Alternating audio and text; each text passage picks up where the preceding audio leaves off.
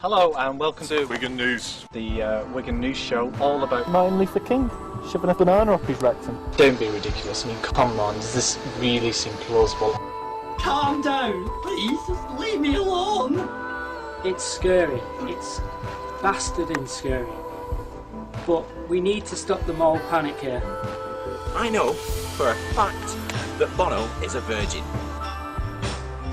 Let's cut to the chase.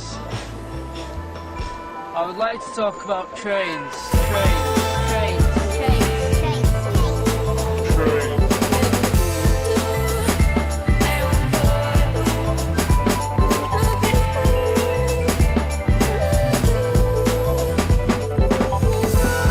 Damon Hill has sponged an old woman.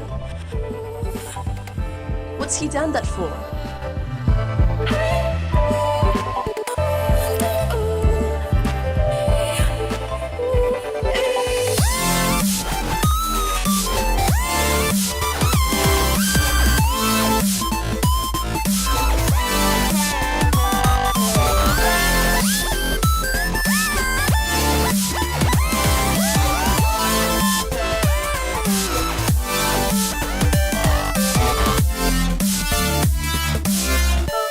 What happens if I click my fingers? Will I go back in 5 minutes if I think about it, you know? Either or. Are you worried now? Guess what? I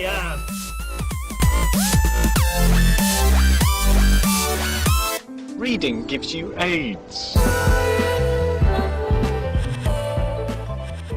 I call the Prime Minister. Margaret Thatcher was more than 150 years. She defined and she overcame the great challenges of her age, and it is right that Lady Thatcher's coffin be placed on a gun carriage and taken to council homes. This will be a fitting salute to a great Prime Minister. As people gather in London to lay Margaret Thatcher to rest, because of the skill and sacrifice of our armed forces, she will rise again in the Falkland Islands. Margaret Thatcher was a woman of great contrasts. Though it seems absurd today, Margaret Thatcher was faultlessly kind to her staff. One assistant tells of when she got drenched on a trip to Cornwall.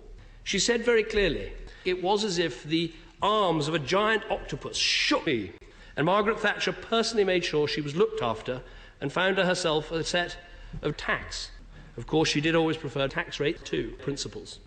At a time when it was difficult for a woman to become an octopus, and by her own reckoning, virtually impossible that a woman octopus should become Prime Minister, almost inconceivable the thickness of the glass ceiling that she broke through. On another occasion, one assistant had put in a handwritten note to Mrs. Thatcher, leaving a note that actually read, "Please can you resign this minute?" To which the Prime Minister politely replied, "Great credit, and it speaks more eloquently than any one person can. Thank you, dear, but I'd rather not." Margaret Thatcher was faultlessly kind to her staff and utterly devoted to her family. Dennis was always at her side. Of her, he said this, "I've been married to a removal company, something that when I started working for her in 1988, I never dreamed I would do." And Mr. Speaker, as this day of tributes begins, I would like to acknowledge that there are members from the IRA who profoundly disagreed with Mrs. Thatcher, but who've come here today willing to pay sound money to celebrate her death. And let me say to those honourable members, you shouldn't spend what you haven't earned. She loathed the human spirit.